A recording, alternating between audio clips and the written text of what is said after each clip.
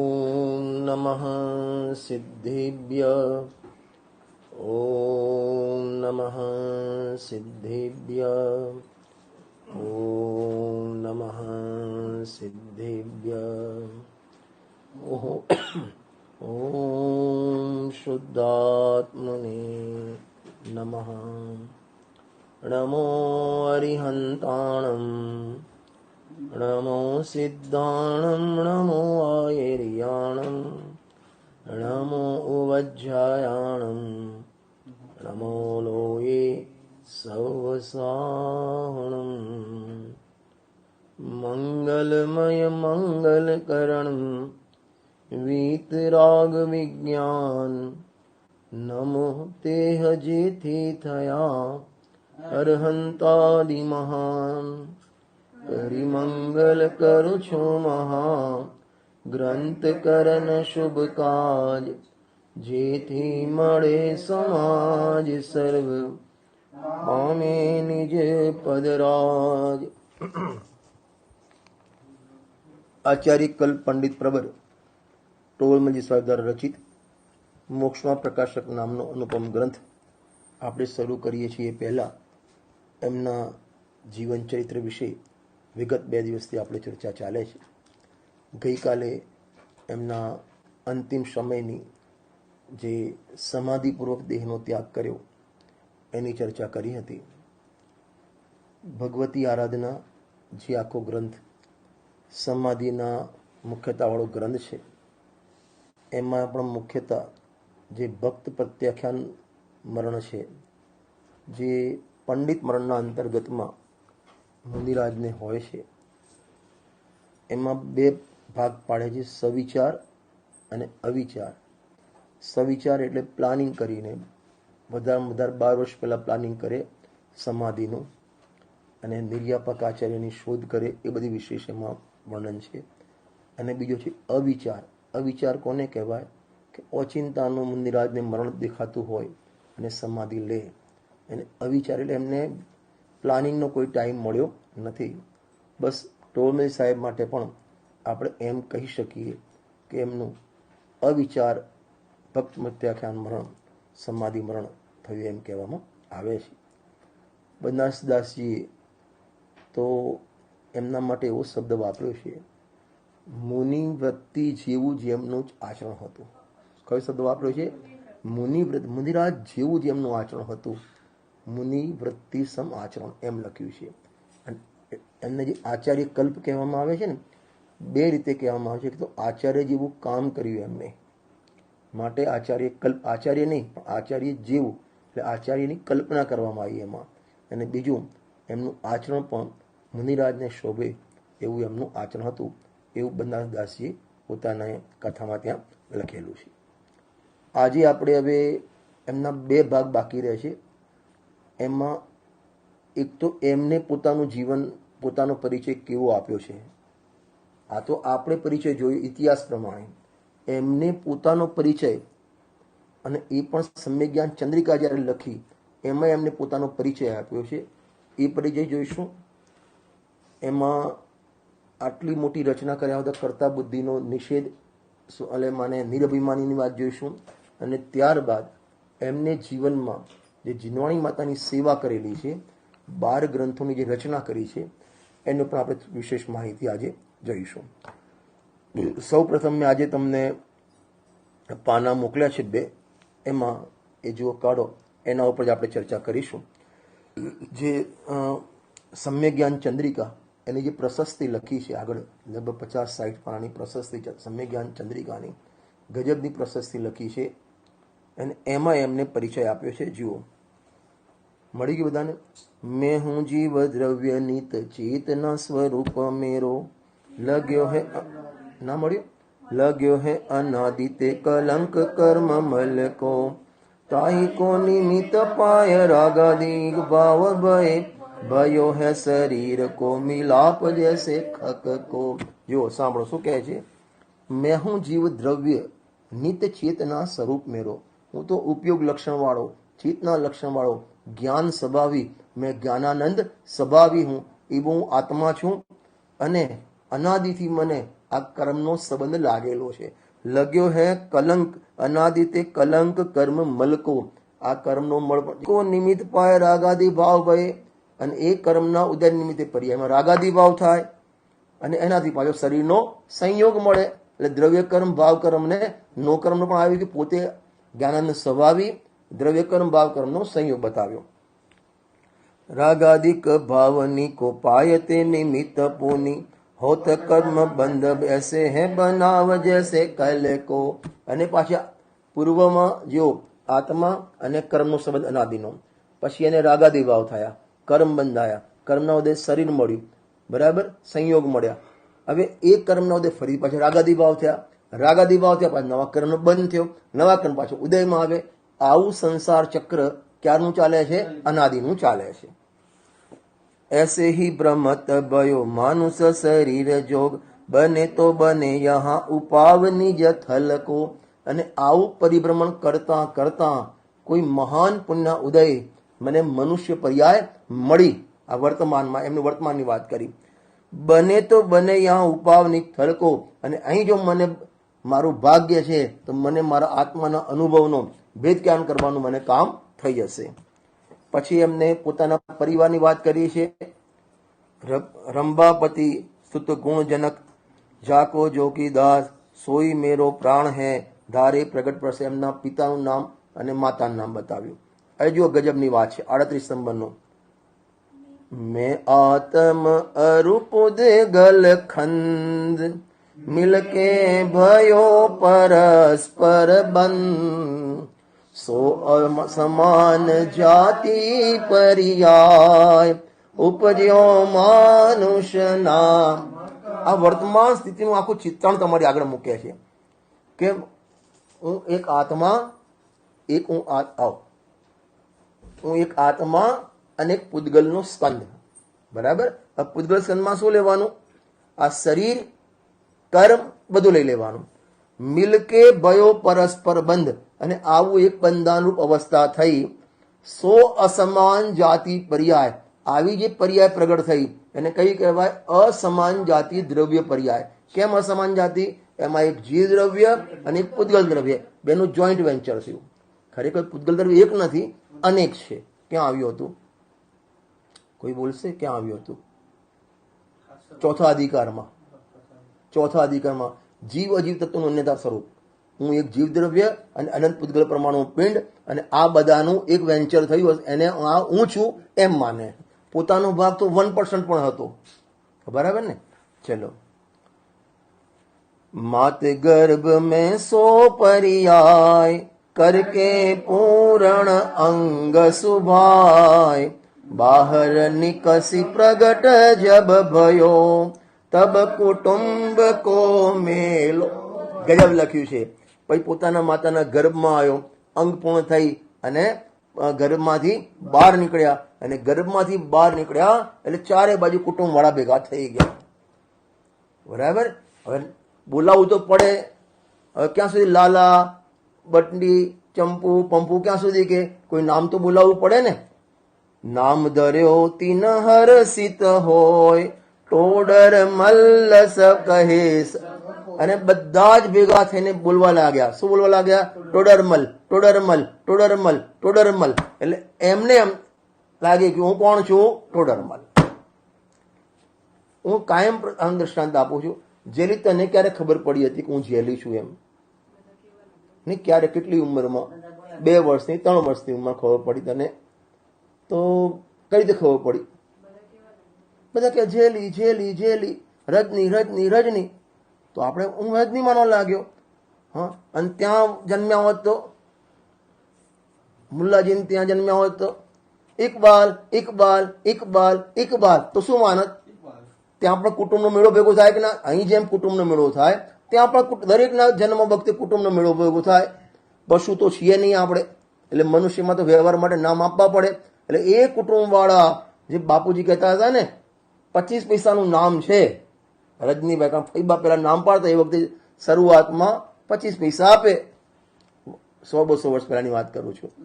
અત્યારે તો 25 પૈસા ભિખારી પણ નથી લેતા. હા, નામ ધર્યો તીન હર્ષિત હોય, टोडर मल्ल कहे सब कोई, ऐसो यह मानुष पर्याय, बदत भयो निज काल। અને આ મનુષ્ય પર્યાયમાં આત્માના ભાન વગર આ જીવ આ પર્યાયનો કાળ પણ સમય સમયે ગમાવે છે. હવે પછી જયપુરની નગરીની વાત કરી છે. હવે ગજબની વાત, જે મારો પ્રિય છંદ છે 42 નંબરનો છંદ, દરેકને જીવનભર યાદ રાખવા જેવો છે. 30 पर्याय विसे जो कोई, देखन जानन हारो सोय, मैं हूं जीव द्रव्य गुण भूप, एक अनादि अनंत अरूप. वाह, શું કે છે કે કેમ છો ટોળમલજી? મજામાં, જય જિનેન્દ્ર. પણ એ વખતે અંદર ટોળમલજી એમ કે છે કે આ ટોળમલ હું નહીં તો તમે કોણ? મેં 30 પર્યાય વિશે. 30 પર્યાય એટલે કે આ ટોળમલ જે કહે છે ને એ પર્યાય વિશે હું તો જાણવા દેખવા વાળો આત્મા છું. કોઈ તમને કેમ છો પ્રમુખ સાહેબ? તમારે મનમાં લેવાનું. 30 પર્યાય વિશે જો કોઈ, પ્રમુખ પર્યાય વિશે જો કોઈ. વાહ, રજનીભાઈ પંડિતજી પ્રવચનમાં બહુ, પંડિતજી પ્રવચનમાં બહુ, તમે તો મોટા પંડિત, મોટા પંડિત, મોટા પંડિત. એ વખતે આપણે સામે રિએક્શન નહીં આપવાનું, મનમાં બોલવાનું. પંડિત પર્યાય વિશે જો કોઈ, દેખન જાનન હારો સોય. હું તો જાણવા દેખવા વાળો વસ્તુ છું. સાસુજી, સાસુજી, સાસુજી, સાસુજી. તો એ વખતે શું કહેવાનું? મનમાં શું બોલવાનું? હા બોલો સંગીતાબેન, શું બોલવાનું? હા એ નહીં, 30 પર્યાય તો અંદરનું લખેલું છે. 30 પર્યાય તો અંદર લખેલું છે. આપણે સાસુ પર્યાય વિશે જો કોઈ, દેખન જાનન હા. એટલે એ પર્યાય 12 નામ વ્યવહારમાં પ્રચલિત લોક વ્યવહાર માટે નામ આપ્યું છે. વિનય માટે નામ એ ટાઈપના હોય કથાનું, પણ એમાં તમારે ભાન રાખવાનું છે કે આ હું નહીં, હું તો જાણવા દેખવા વાળો ચૈતન્ય દ્રવ્ય શુદ્ધ એક ગાયક ભાવ એ હું છું.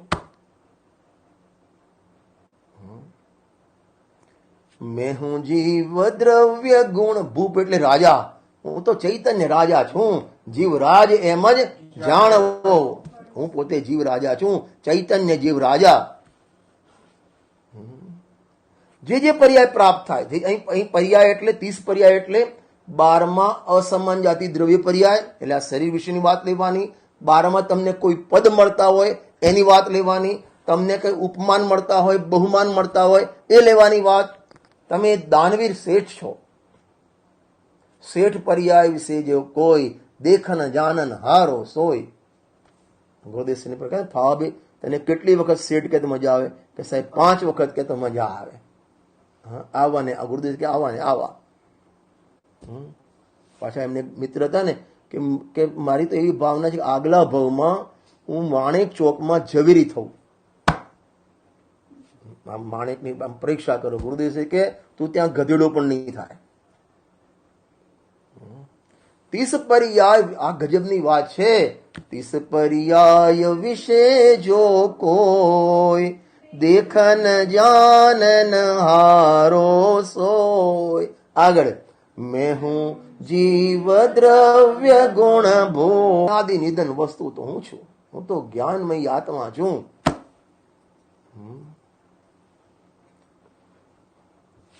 જીવો કર્મ ઉદય કો કારણ પાય, રાગાદિક હો હૈ દુઃખદાય. અને પર્યાયમાં મને રાગાદી ભાવ તો તમે એમ કહો છો હું તો એક ગાયક આત્મા છું, તો પર્યાયમાં રાગ ન થતા કે થાય છે ને? કર્મ ઉદય તો કારણ પાય, રાગાદિક હો દુઃખદાય. અને પર્યાયમાં રાગાદિક ભાવ શુભ અશુભ એ બંને દુઃખદાય ભાવ ઉત્પન્ન થાય છે. પરંતુ તે મેરે ઔપાધિક ભાવ, આ તો બધા ઔપાધિક ભાવ છે, મારું સ્વરૂપ નથી. ભલે પર્યાયમાં થાય. વાહ, જુઓ સ્વભાવનું ભાન, પર્યાયનું જ્ઞાન. શું કીધું? સ્વભાવનું ભાન અને પર્યાયનું જ્ઞાન. અને પર્યાયના જ્ઞાનમાં પણ આ તો રાગ છે ને, ઔપાધિક ભાવ છે. અને ઉપાધિ કોને કહેવાય? નીકળી જવાળો ભાવ હોય ને એને ઔપાધિક ભાવ કહેવાય. એ મેરે આ પાછા તારા ભાવ છે. જે આપણે સવારે 3 નંબરનો કોલેજ ચાલશે ને, મારી પણ સતી મારી પણ નથી, કલમાશી જ છે.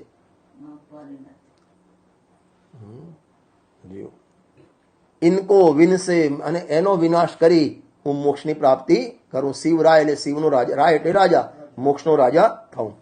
હવે ગજબની વાત જે નીચે લખી છે, આ એમને જે રચના લખી ને ગોમટસારની આખી 51,000 શ્લોક પ્રમાણ ટીકા લખી છે. કેટલી? 51,000 શ્લોક પ્રમાણ ટીકા. અને એમને બધી રચનાની શરૂઆત કરી 1811માં, અને 1824માં તો એમનો દેહ વિલય થઈ ગયો. અને આટલી બધી રચના એમને 12-13 વર્ષમાં કરી છે. ક્યારે ખાતા હશે, ક્યારે સૂતા હશે. હા, અને પાછું આટલી રચનાઓ તો કરી, અને કેટલા ગ્રંથોનો અભ્યાસ, જાણે સમુદ્રને આખો પી ગયા હોય, શ્રુત સમુદ્રને. જીવો. હવે એ લખવા પછી જેમ અમૃતચંદ્ર આચાર્ય સમયસારમાં અંતિમ કળશમાં લખ્યું કે આ ટીકા, આત્મખ્યાતિ ટીકા અમૃતચંદ્ર આચાર્ય કરી છે, એવા મોહમાં ન નાચતા. હું તો માનતો, પણ તમે પણ એમ ના માનતા કે અમૃતચંદ્ર આચાર્ય રચના કરી, એવા મોહમાં ન નાચતા કે આમાં તો મારું કાંઈ કર્તવ્ય નથી, નિષ્કિંચિત મારું કાંઈ કર્તવ્ય નથી. એમ ટોલમલજી સાહેબ આ તો નાની રચના લખે, નીચે લખે રજનીભાઈ, આમ 4 લીટી લખે, એમાં મેં લખી છે, મેં લખી છે, મેં લખી છે, મેં લખી છે. ખ્યાલ આવે છે ને? અને વિચાર કરો, અત્યારે તો 4 લીટી લખીએ અને પછી વોટ્સઅપ મોકલે, પછી ફેસબુકમાં મૂકે, અહીં મોકલે, તે મોકલે, અને પછી ગાંડો થઈ જાય. પછી એમાં કેટલા વ્યૂ મળ્યા. આમને એવું નથી કર્યું. જુઓ, ગજબ છે. વચનાદિક લિખનાદિક ક્રિયા, वर्णादिक अरु इंद्रिय हिया, ये सब है उद्गल को खेल, इनमें नाही हमार. वाह वाह, શું ગજબ લખ્યું છે. હા, શું લખ્યું છે? વચનાદિક એટલે બોલવાની ક્રિયા, આ લખવાની ક્રિયા. સૌ બહુ સરસ પ્રવચન આપ્યું કે આ તો પૂદગલનો ખેલ છે. વચનાદિક એટલે બોલવાની ક્રિયા, લખવાની ક્રિયા, વર્ણાદિક એટલે આ બધું લખાય ને આમ. ઇન્દ્રિય, આ 12માં ઇન્દ્રિય, અને હિયા એટલે મન. એ સબ હે પૂદગલ કો ખેલ. આ બધામાં કોણ નાચે? સમયસારના આજીવિકારમાં એક કળશ લખ્યું, ત્યાં લખ્યું છે એકસ્ય પૂદગલસ્ય નિર્વાણમ વિદંતુ. આ બધી એકલી પૂદગલની રચના જાણો. ત્યાં તો રાગાદી ભાવ નાખી દીધા એમાં. ગજબ છે. આટલું બધું લખ્યા પછી કે છે આમાં મારો મેળ નથી. આ તો બધો કોનો ખેલ છે? પૂદગલનો ખેલ. આ મોતી જેવા દાણા અક્ષર કાઢ્યા, આમ કોનો ખેલ છે? પૂદગલનો. આ હાથ પૂદગલનો ખેલ, પેન પૂદગલનો ખેલ, કાગળ પૂદગલનો ખેલ, અક્ષર લખાય પૂદગલનો ખેલ. અત્યારે ભાષા વિજ્ઞાન નીકળે ને, કોનો ખેલ? પૂદગલનો ખેલ. આ મીતા બધી આમાં આમ મૂકવું, નીચે લખવું ને આ બધું કરવું, કોનો ખેલ? પૂદગલનો ખેલ. હોય એવા ભાવ અલગ વસ્તુ છે, પણ ખેલ કોનો? આ બધી બંટી ઓફિસમાં બધી વ્યવસ્થા, આટલી બધી ફાઇલોનું મગજમાં રાખવું, કોનો ખેલ? પૂદગલનો ખેલ. હવા નીકળી જાય અભિમાનની. આ તો કંઈક થોડું આવડતું હોય ને, એમાં જાણે હું પડો સીડી સાંકળી. જીવો. वचनादिक लिखनादिक क्रिया, वर्णादिक अरु इंद्रिय हिया, ये सब टोटल, ये सब है पुद्गल को खेल, इनसो नाही हमार. બંટી તો પેલું આર્કિટેક્ટ પેલા શીખતો હતો ને, એ ખબર છે, આમ ઘોડાનો પગ બનાવો, મોરનું આ બનાવો, માણસનો ફેસ બનાવો, એને શું કહેવાય? પેલી પેન્સિલથી આમ કરે, કાળી પેન્સિલથી. એ કોનો ખેલ? પૂદગલનો ખેલ. આ રીતિ તમે આ બનાવો ને, પેલું ડ્રોઈંગ પ્લાન, કોનો ખેલ? અને એમાં જો એક પ્લાન સારો બની ગયો, અને શું બાકી પ્લાન બનાવ્યો છે, એ વખતે શું બોલવાનું? કોનો ખેલ? પૂદગલનો ખેલ. માસી તમારા હાથના ઢોકળા, વાહ, કોનો ખેલ? લગાવતા જાઓ, પૂદગલનો ખેલ.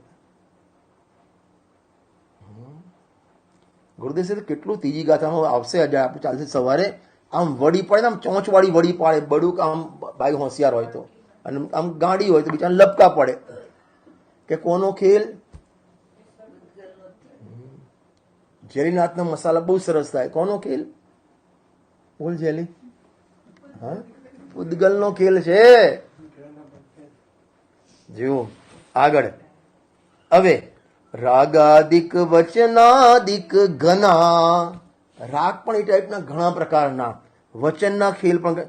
ઇનકે કારણ કાર્યપના, શું કહે છે? રાગાદિકને અને વચનને કારણ કાર્યપણું છે. નિમિત્ત નૈમિત્તિક સંબંધ છે. કારણ કાર્ય એટલે નિમિત્ત નૈમિત્તિક સંબંધ છે. તાતે ભિન્ન ન દેખ્યો કોઈ, બિનો વિવેક જગ હતો નિમિત્ત નૈમિત્તિક સંબંધ, અને આ આદરો જોતો નથી અને એમાં કરતા કર્મ માની લે છે. શું કીધું? હતો નિમિત્ત નૈમિત્તિક સંબંધ અને માન્યો કરતા કર્મ સંબંધ. તાતે ભિન્ન દેખ્યો કોઈ, બિનો વિવેક જગ અંધ આદરો થઈ. હા, લખીને जिया जग विवेक की घाटी आखन बांधी पाटी, एक भजन है, बहुत सरस है, ध्यान रायनु છે. जिया जग धोके की काटी, टाटी काटी એવું કંઈક છે. आखन बांधी पाटी, बिन विवेक अंध भयो है, बिन विवेक अंध भयो है, आखन बांधी पाटी. આ બધું કોણે કર્યું? હતો કયો સંબંધ? નિમિત્ત નૈમિત્તિક સંબંધ. અને માન્યો કયો? કરતા કર. આંધળો થઈ ગયો. જો આગળ. હવે આ બધામાં કયા બધામાં? જો તમે મગજમાં વિચાર કરો, આખી ગોમટ સારની 51,000 શ્લોકોમાં ટીકા લખી દીધી છે, સામે બધા ગ્રંથો પડ્યા છે, બરાબર. એમને પરિણામ પણ થયા લખવાના ભાવ, ટીકા લખાઈ પણ ગઈ, હાથથી પણ ક્રિયા પણ થઈ, આ બધું જ થયું અને બધાએ વાહ પણ કરી, બરાબર. હવે એમાં હવે ડિપાર્ટમેન્ટ પાડે છે કે મારું કયું અને પૂદગલનું કયું. જ્ઞાન રાગ તો મેરો મિલ્યો, મારી પર્યાયમાં શું થયું? એનું જ્ઞાન થયું અને એ લખવાનો રાગ થયો, બીજું કઈ નથી થયું મારી પર્યાયમાં. જ્ઞાન રાગ તો મેરો મિલ્યો, લિખનો કરનો તનુ કો મિલ્યો. અને આ લખવાનું કરવાનું તો કોનું કામ હતું? શરીરનું કામ, તનુનું કામ હતું. કાગજ મસી અક્ષર આકાર, અને ત્યાં કાગજમાં ત્યાં સળંગ આકાર થઈ ગયા.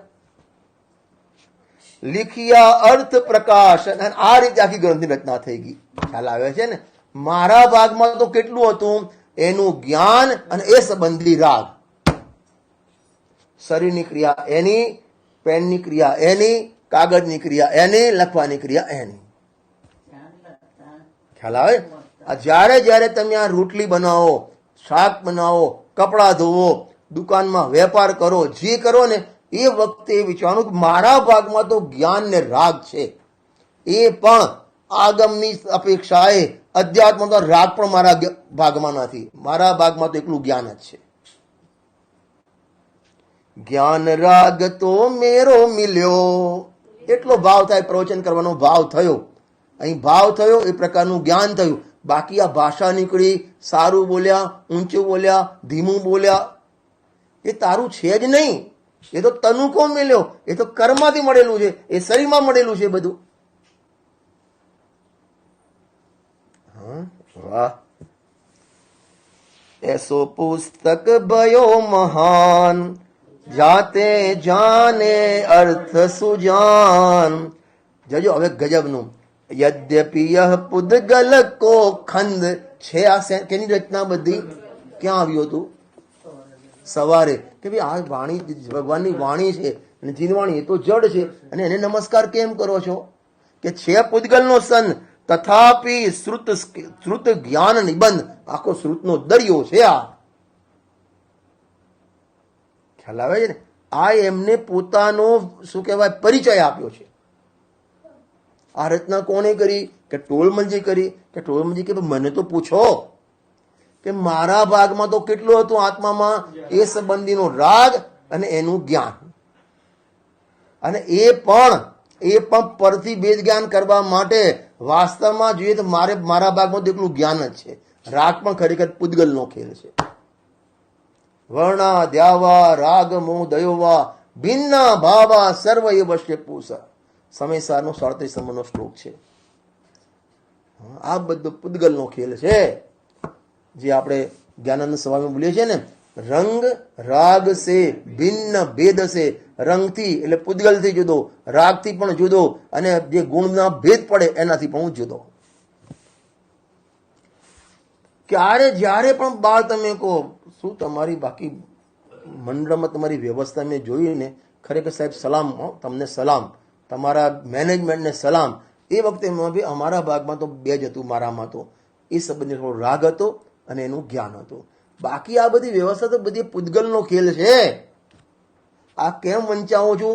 ટોલ મલજી તો એમનું કામ કરીને ગયા, પણ એ આપણે બતાવી ગયા કે તારી પર્યામાં જે 12માં કાર્ય થાય, જે કાર્ય થાય, અસામાન્ય પર્યાનું પરિણમન થાય, એ બધામાં લોકો તો કહેશે કે આમ નહીં કર્યું, લોકો એમ પણ આવશે કે મેં કર્યું, છતાં પણ અંદરમાં વિવેક રાખજે કે આ બધો તો પૂતગલનો ખેલ છે.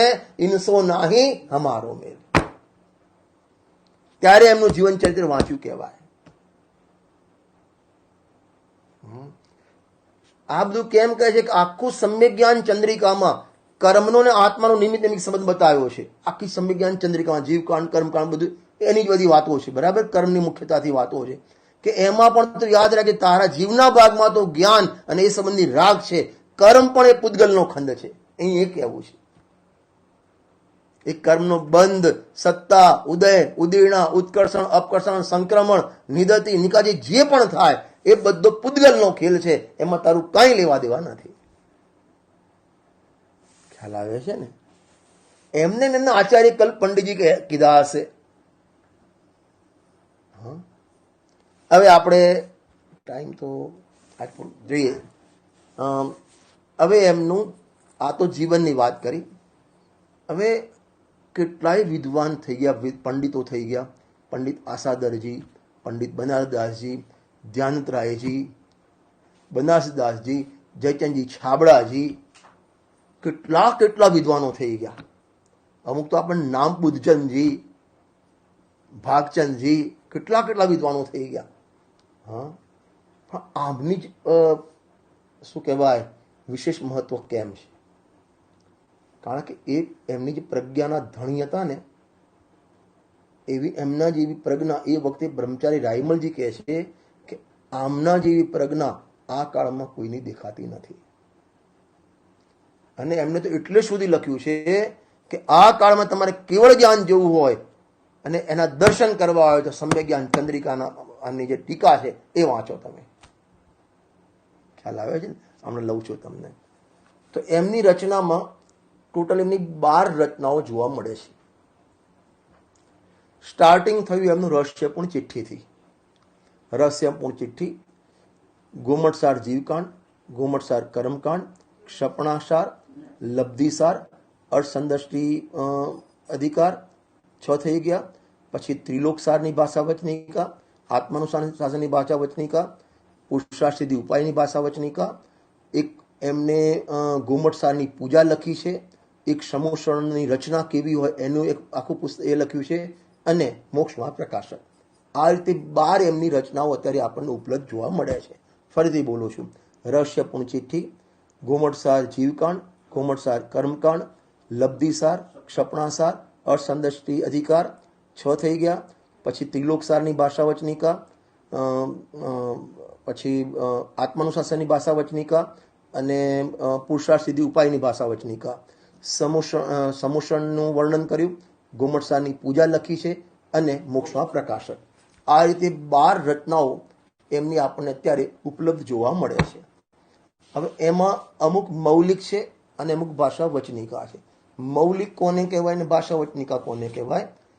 તો મૌલિક એને કહેવાય કે જેમ સમયસાર ઉપર ટીકા, આત્મખ્યાતિ ટીકા લખી અને ટીકા ઉપર એમને વચનિકા લખી, તો એ શાસ્ત્ર ઉપર એના અનુસંધાનમાં લખ્યું. બરાબર ને? એ તો એ ભાષા વચનિકા કહેવાય.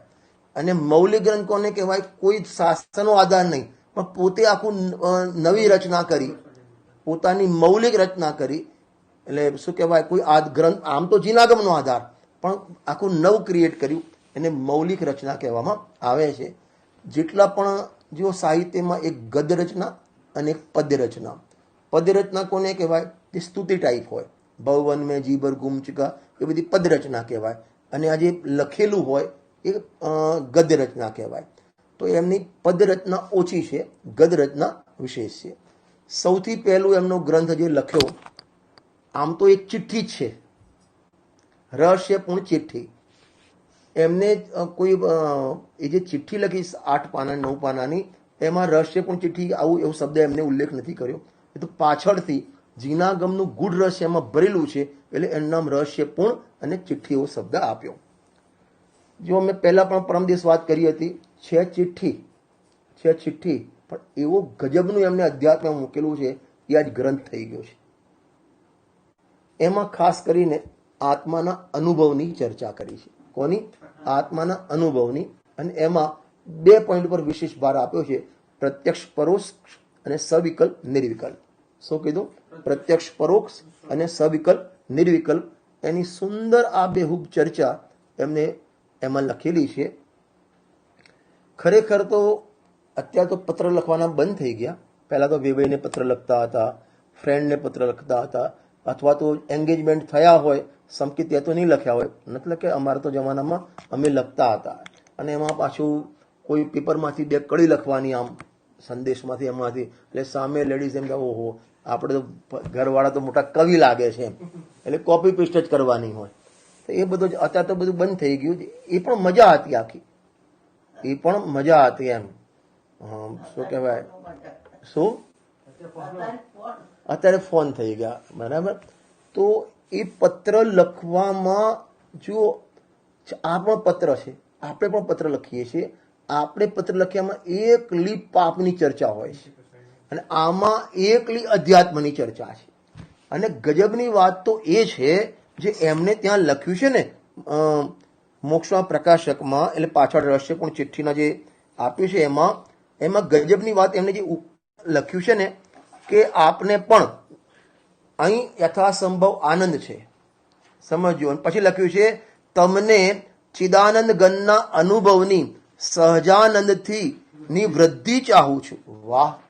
શેની વૃદ્ધિ ચાહું છું? એટલે તમને પણ તમારા પત્ર ઉપરથી એમ લાગે તમને પણ આનંદ તો છે, પણ એ આનંદની વૃદ્ધિ થાવ. અહીં પણ આનંદ છે, તમને પણ આનંદ છે, અને અહીં પણ વૃદ્ધિ થાવ, તમને પણ વૃદ્ધિ થાવ. આવી મંગલ ભાવના કરીશ.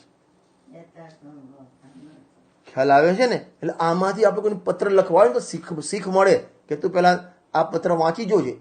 અને એમને જે અંદર લખ્યું છે, આગમ અને અધ્યાત્મની ચર્ચા અંતમાં કરી છે. એમને લખ્યું છે આ કાળમાં અધ્યાત્મ તો અમૃતચંદ્ર આચાર્યની આત્મખ્યાતિ ટીકા વિશે છે, અને આગમ ગોમટ સારાદી ગ્રંથોમાં છે. એટલી એમને આત્મખ્યાતિ ટીકા વિશેષ લાગી હતી. અને એ વિશેષ લાગી તો ગુરુદેવશ્રીએ પણ સભામાં એક વખત સવારે સમય સાને મુખ્ય રાખ્યો 45 વર્ષ સુધી.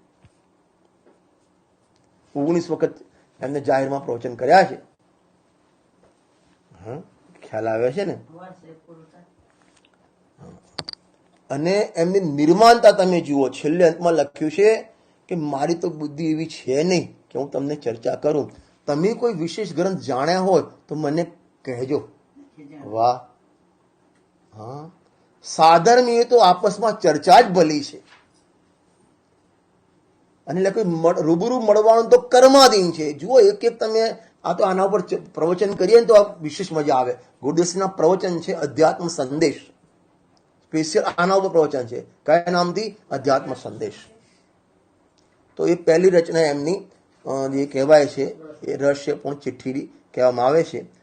ત્યારબાદ બીજી રચના એમની જે જોવા મળે છે, અને એક એમાં જે મને ગમે છે રહસ્યપૂર્ણ ચિઠ્ઠીનો મેઇન પોઈન્ટ ગમે છે કે જ્ઞાન એમને લખ્યું છે જ્ઞાની ધર્માત્માને વ્યવહાર સમ્યક્તોનો કાળ હોય કે અન્ય કાળ હોય, એ વખતે નિશ્ચય સમ્યક્તો તો નિરંતર ગમન રૂપ છે.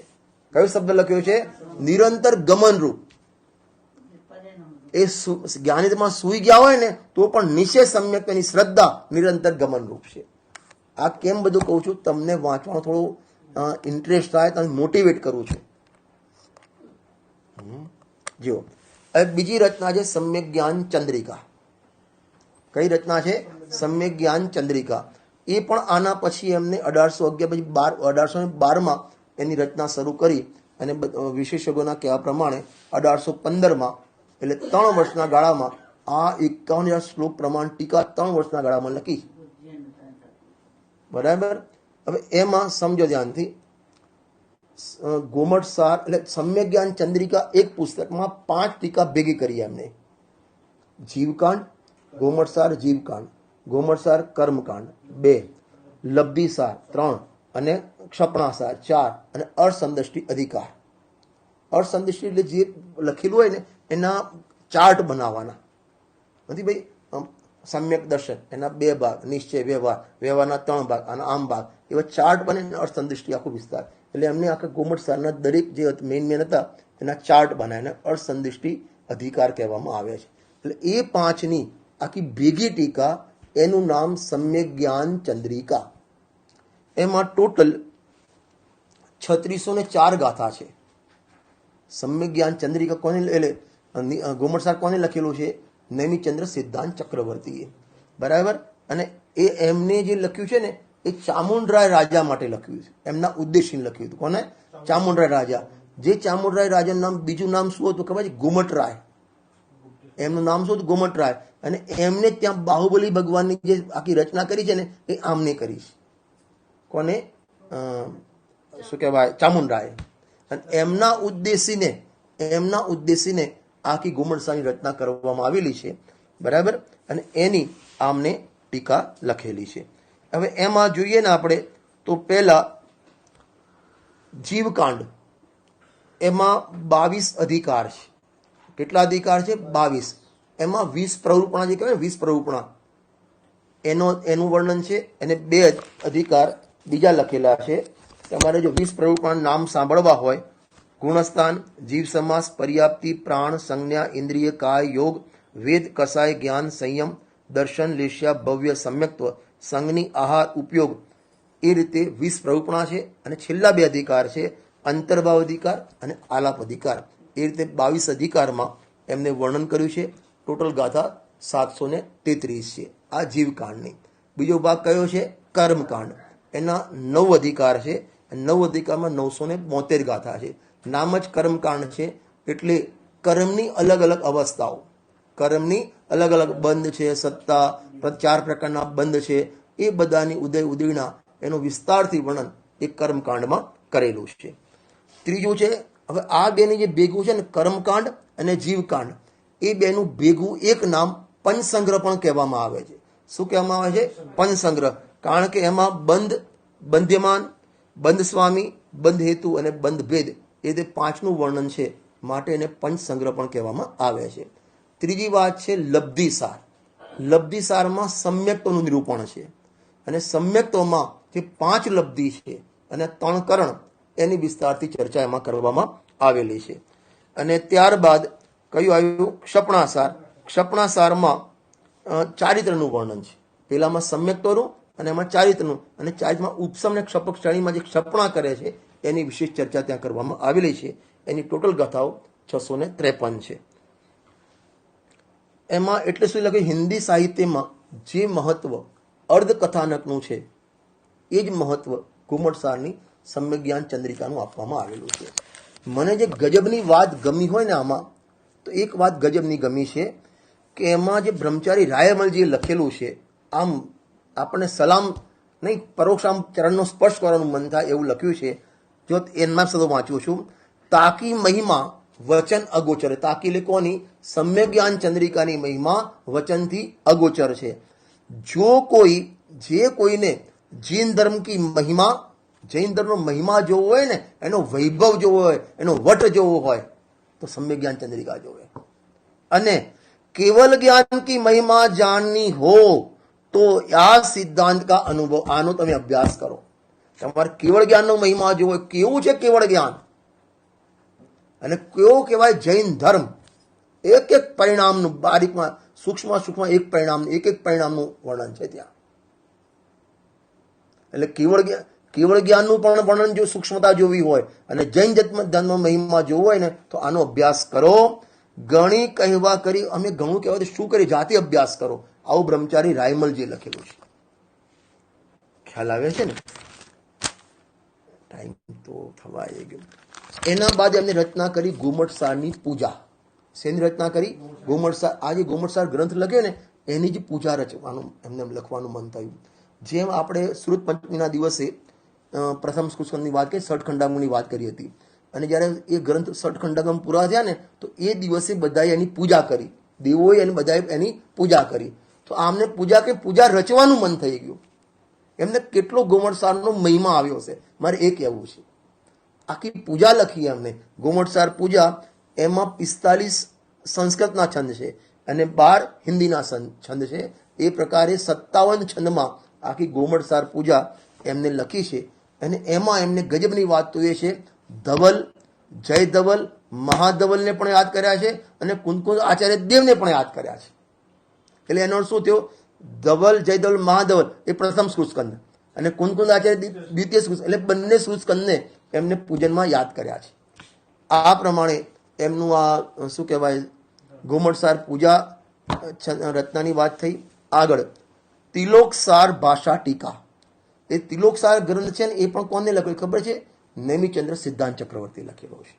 અને નામ જ ત્રિલોક, 3 લોકનું વર્ણન છે. આખામાં 3 લોકનું વર્ણન છે. અને એમાં 1000 ને બધે નાના ગ્રંથ છે. આ પેલા 3600 ગાથા હતી, આમાં 1018 ગાથા છે. વધારે ગાથાઓ નથી, 1018 ગાથાઓ છે. એની મૂળ ટીકા માધવચંદ્ર આચાર્ય લખેલી અને એની વચનિકા પંડિતજીએ લખેલી છે. આખું 3 લોકનો વિસ્તારથી સ્વરૂપ લખેલું છે. એના પછીની નેક્સ્ટ જે રચના છે સમોશરણ વર્ણન. શેનું વર્ણન? અને ગજબની વાત મને એ આપણે રાયમલજી સાહેબે લખી છે. રાયમલજી પંડિતજી એટલે એમના સાથી, અભિનંગ કહેવાય, રાઈટ હેન્ડ કહેવાય એમના. એમને એમ લખ્યું, જ્યારે ત્રિલોકસારની ટીકા લખતા હતા ને તો એમાં અકૃત્રિમ ચૈતાલયનું વર્ણન તો આવે, 458 મધ્ય લોકમાં 458 ચૈતાલય છે. તો એ વર્ણન એમને જોઈ કે આ વર્ણન આવું છે તો ભગવાનનું સમોષણ કેવું હશે, તો એવું મગજમાં થતું એમને સમોષણ કેવું હોય એની રચના કરી સ્પેશિયલ. અને એવી ગજબની રચના કરી છે તમને એમ લાગે સાક્ષાત તમે સમોષણમાં બેઠા છો. અને એના 2 ભાગ છે. એમાં સમોષણની રચના પણ બતાવી છે અને ભગવાનના વિહાર કઈ રીતનો છે એની પણ એમને વર્ણન કર્યું છે. બરાબર. એ એમને, અને એમાં પાછો આધાર આદિ પુરાણ છે, હરિવંશ પુરાણ છે અને ત્રિલોક પ્રજ્ઞપ્તિ, એ 3ના આધારે એની રચના કરી. એમને હવામાં નથી કરી. આદિ પુરાણ, હરિવંશ પુરાણ અને ત્રિલોક પ્રજ્ઞપ્તિ, એના આધારે એમને સમોષણની વર્ણન કર્યું છે. અને ત્યારબાદ અંતિમ જે એમનો ગ્રંથ છે, જે આપણો અત્યારે મહાનાયક ગ્રંથ કહેવાય, જેની ચર્ચા આપણે આવતીકાલથી શરૂ કરીશું, એ છે મોક્ષ માર્ગ પ્રકાશક. કયો છે? મોક્ષ માર્ગ પ્રકાશક. અને મોક્ષ માર્ગ પ્રકાશક ગ્રંથ એવો છે કે એના વિશે એનો આધાર કોઈ એક ગ્રંથ નથી, પરંતુ આખું જીનાગમ એનો આધાર છે. અને 3 મિનિટમાં એ પૂરું કરી દઉં છું. એટલે શું કે કાલથી આપણે આની ચર્ચા પહેલા અધિકારથી શરૂ કરીશું. એમાં મોક્ષમાં પ્રકાર 9 અધિકાર છે. 8 અધિકાર તો પીઠિકા છે, ભૂમિકા છે. મોક્ષમાં પ્રકાર ગ્રંથની શરૂઆત 9મા અધિકારથી છે. તો ત્યાં જેની પીઠિકા જેમ સમયસાર છે તો એની પીઠિકા 12 ગાથા છે અને 415 આખી ટોટલ આખું શાસ્ત્ર છે. તો જેની પીઠિકા 300 પાનાની હોય તો ગ્રંથ કેવડો હોય? ડોક્ટર સાહેબે જે લેખ એમની શોધ કર્યો છે એમાં લખ્યું છે કે જો ગ્રંથ પૂરો થયો હોત તો ઓછામાં ઓછા 5000 પાના હોત. કેટલા પાના હોત? 5000. મને ઘણી વખત એમ થાય કે સારોથી નથી પૂરો થયો. 300 પાના જ આપણે વાંચતા નથી, 5000 પાના તો જોઈને જ આપણે ના પાડત. ખ્યાલ આવે છે ને? છતાં અપૂર્ણ ગ્રંથ પણ વિષય વસ્તુની અપેક્ષા પૂર્ણ ગ્રંથ છે. એવો ગજબનો ગ્રંથ છે. એમાં 1લો અધિકાર, 2જો અધિકાર, 3જો અધિકાર, એ તો એમને 4થો અધિકાર સુધી તો સામાન્ય એટલે જે એમને મૌલિક નિરૂપણ કર્યું છે. પણ એમના સામે જે ટાર્ગેટ હતા, 5મો, 6ઠો, 7મો અને 8મો અધિકાર, એમના સામે એક જે વિપરીત સામાજિક પરિસ્થિતિ હતી, જે શિથિલાચાર હતો, એના નિષેધ માટે ડંકાની ચોટ ઉપર એમને કર્યો છે. નંબર 1 કે અન્ય મતનો પ્રકોપ બહુ હતો એ વખતે, એટલે જૈનો પણ અન્ય મતમાં જરા રુઝાન શરૂ થયું હતું. તો એના નિષેધ માટે સ્પેશિયલ એમને 5મો અધિકાર લખ્યો. ત્યારબાદ જૈનોમાં ક્ષેત્રપાલ, પદ્માવતી ને ફલાણું ને પેલે શું કહેવાય, દેવદેવતાને અલગ માનતા રહ્યા જૈનોમાં, કે આ શાસન દેવી છે, એ બધા માનતા હતી. અને ગ્રહિત મિથ્યાત્વ હતું, એના નિષેધ માટે એમને છઠ્ઠો અધિકાર લખ્યો. સાતમા અધિકાર ગજબની વાત એ છે કે જૈનોમાં એમને જોયું કે ઘણા જૈનો તેવા ખાલી ક્રિયાકાંડ શુભ ભાવ કરે છે, વ્રત ભક્તિ કરે, એકલા કર્મકાંડમાં પડ્યા છે અને એમાં ધર્મ માને છે. તો એના નિષેધ માટે એમને વ્યવહારાભાસીનો ટોપિક લખ્યો.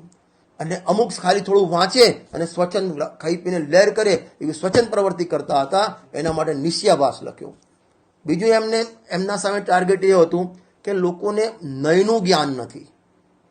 એટલે કોઈ વખત રાગને પૂતગલનો કે, કોઈ વખત જીવનો કે, એમને ખ્યાલ આવતો નથી. કોઈ વખત જ્ઞાનંદ સ્વયં આત્મા કે જીવ કે, કોઈ વખતે મનુષ્ય તે જીવ કે, એ એમને ખ્યાલ આવતો નથી. તો એના નિષેધ માટે જે લોકોનું જ્ઞાન ભમરી ખાતું હતું, એના માટે સ્પેશિયલ ઉભિયાભાસીનો ટોપિક લખી અને એમને નયનું નિરૂપણ કર્યું. અને અંતિમ જે આઠમો અધિકાર છે, આઠમા અધિકારમાં અપેક્ષા જ્ઞાન નથી તો ગણિતમાં પ્રથમાનુયોગ અને દ્રવ્યાનુગ એમાં પરસ્પર એને વિરોધ લાગે. સમ્યક દર્શનની 4 પરિભાષા છે તો એમાં પરસ્પર વિરોધ લાગે, મારે કઈ ગ્રહણ કરવી, તો એના નિરાકરણ માટે એમને સ્પેશિયલ આઠમો અધિકાર લખ્યો. આ રીતે એમને, આ તો શોર્ટમાં લીધું છે, થોડું ટાઈમ થયો એટલે ફાસ્ટ લીધું છે. આ રીતે એમને મોક્ષમાં પ્રકાશકની રચના કરી. એવા ટોલમલજી સાહેબ આપણા માટે એક આદર્શ વિદ્વાન છે, આપણા માટે એક પૂજ્ય વિદ્વાન છે. અને આવતીકાલથી આપણે એમના ચરણોમાં નમસ્કાર પૂર્વક મોક્ષમાં પ્રકાશકની મંગલ શરૂઆત કરીશું. જવાણી કે જ્ઞાન તે સૂજે લોકાલોક, સોવાણી મસ્તક નમો સદા દેત હું ધો.